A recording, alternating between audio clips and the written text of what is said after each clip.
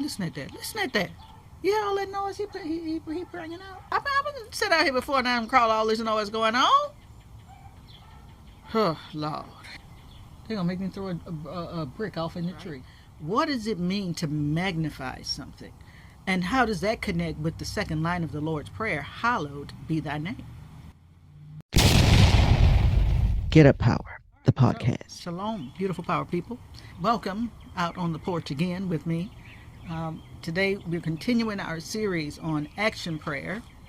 Okay, and this is our checklist and our workbook. And there's links on how you can get a copy of this book in the description below and this checklist. So, it's staying connected and in communication with God. It brings about a communion in your relationship with Him, an intimacy, right? Which also results in answers to your prayers. That's what action prayer is all about. Intimacy and answers to your prayers. We've been counting down the actions of prayer. There's 7 actions of prayer that are based on the Lord's Prayer. We started with celebrate. That was the first action of prayer. And it was based on the line, Our Father, which art in heaven. And then the second line, hallowed be thy name. That is the action of magnify, the second action of prayer. And that's what we're going to talk about today on Get Up Power.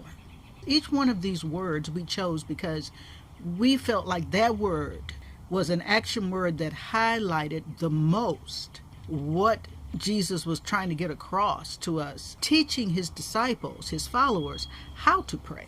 So as we begin to look and really receive revelation from the Holy Spirit about this Lord's Prayer, or the prayer that the Lord gave to his disciples, we discovered that there are certain words that we could use to really get across what is the action that Jesus is really highlighting in terms of how we communicate with God.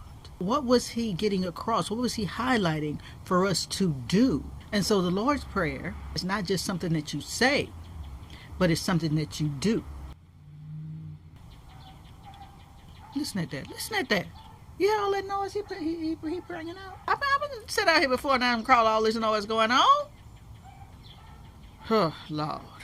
Wintertime, it was quiet. I sat out here, and it wasn't all this that they got going on now. Sound like I'm in the wild, deepest jungles or somewhere. Get out of here with all that noise. I don't mind the little chirpy ones, but that one like that, you got to go. They're going to make me throw a brick off in the tree. You, right there. Bring it down, bro. It's more springtime now, and so they moved in. But y'all going to have to be quiet with all that. They too noisy. Oh, we can coexist. But anyway, okay, so back to what I was saying. Well, I got so rudely interrupted. Them noisy birds. I was saying about magnify and why this name Magnify. What does it mean to magnify something?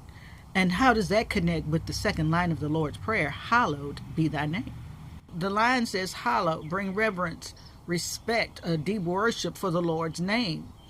And God's name is not God, right? God revealed himself, a name. In the Bible, it's used over 6,000 times. You find this name that God revealed to his people. He was letting them know who he was by his name. The name of a person or the name of a thing tells you, or it gives you great insight into the character or the actual function of a thing or a person. He was giving his people an insight into who he was, into his nature and character. And the name that he revealed, Yahweh, let me go over here to the book. And this is found in chapter 2, right here. And in chapter 2, it talks about this name. And the name is Yahweh. It says Yahweh, which very often is incorrectly translated Jehovah, is used more than any other name of God, occurring over 6,000 times in the Bible. And then I give instances where this name is revealed in the Bible, and then some of the names is connected with. And you'll probably recognize some of them, like here's Yahweh Sitkanu, the Lord is my righteousness. Yahweh Jireh, God is my provider, the Lord is my provider. Yahweh Shalom, God is my peace, right? Yahweh Rapha, God is my healer. Yahweh Nisi, my banner of victory. So we have all of these names that God has revealed to his people to help us to know more about who he is and who he wants to be to us. Begin to get yourself familiar with these different names of the Lord and begin to come before him reverencing and bringing a hallowed respect for him and a worship for him around these names that he has revealed to us about who he is, who he wants to be to us, right? And the kind of relationship he wants to have with us. He wants to be our healer. He wants to be our friend. He wants to be our banner of victory. He wants to be our righteousness. He wants to be our provider, provision. He is the God who is there. He's got all of these names that's given us insight and revelation as to who he is. Even to the point where he's getting across to us that he's not just all male and all masculine. One of the names of God, El Shaddai, it means the many-breasted one. It's like God is trying to get it across to us that he is whatever it is that you need him to be. He is that. He is the I am, almighty I am God. Yahweh, I am that I am. He is the God who is. The great I am is and was and is to come. God, Yahweh, yeah. And then he gives all of these descriptive adjectives attached, compound names attached to Yahweh, giving you even more definition and more magnification of who he is, right? I hope y'all are here for it. I hope y'all here for it. So now that brings us to why did we choose the word magnify as the action word to describe the action of prayer for this line? Well, it's because magnifying something makes it clearer.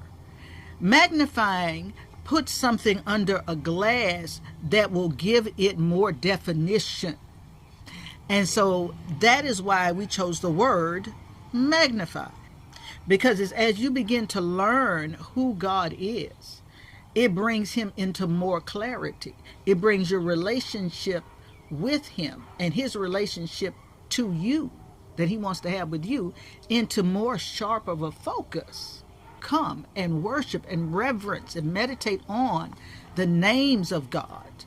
Hallowed be thy name. Magnifying his name is a way to come and reverence and worship and give the ultimate respect for his name. And as you do that, remember we said you draw nigh to God and God draws nigh to you. There's always a reciprocal response and interaction that's happening as we are coming to God and we are praying to him. He's interacting with us as well. Okay, it's not just off on our side, these actions of prayer. Actually, he's the one that started the interaction. It's not us. It's God that started the interaction. He's the one that made us and created us in his image, right? And then set up this opportunity and privilege that we have to stay in communion and communication with him, what we call prayer. That being the case, dear, precious, power people, magnifying God is a very important part of our communication with him. It brings the reverence and respect that we have for God. That brings us deeper into his presence and into knowing him better. That is magnify. Action number 2, giving hallowed reverence and respect to God by magnifying his name. And so in the book, there are scriptures to go along with that chapter to bring you more understanding. Buses are rolling this way. Kids are getting out of school. Usually I do this early in the morning because there's not all of this traffic going on, but just got a slow start today. People turned off my water. It's going on and off several times today, and I'm still trying to figure out what's going on. When I called the folk at the water company, they don't seem to understand why. The lady, what did she tell me? She said, I don't see any reason why it should be off. Maybe they're just working in the area. Turn your faucet on and just leave it on, and it'll work. The pressure will work back up eventually. If it doesn't, just give us a call back. But that whole situation kind of hijacked my morning, trying to figure out what was going on and what I needed to do about it. You know, yeah. So that's why I'm out here late. That's what I'm saying. I'm out here late, and we got a whole lot more activity, more nature activity, more cars and people and all sorts of things going on. But it just makes the whole thing just a little bit more interesting, don't you think? Whether you do or not, it is so. So anyway, that is the second action of prayer, Magnify. And so we're going to pick it up next time, talking about the third action of prayer, Align, and get your workbook so that you can begin to commune with God in prayers that are full of action, that bring answers, and ground you in a more intimate relationship with the Lord. All right. Shalom, beautiful, powerful people. I'll see you next time right here on Get Up Power.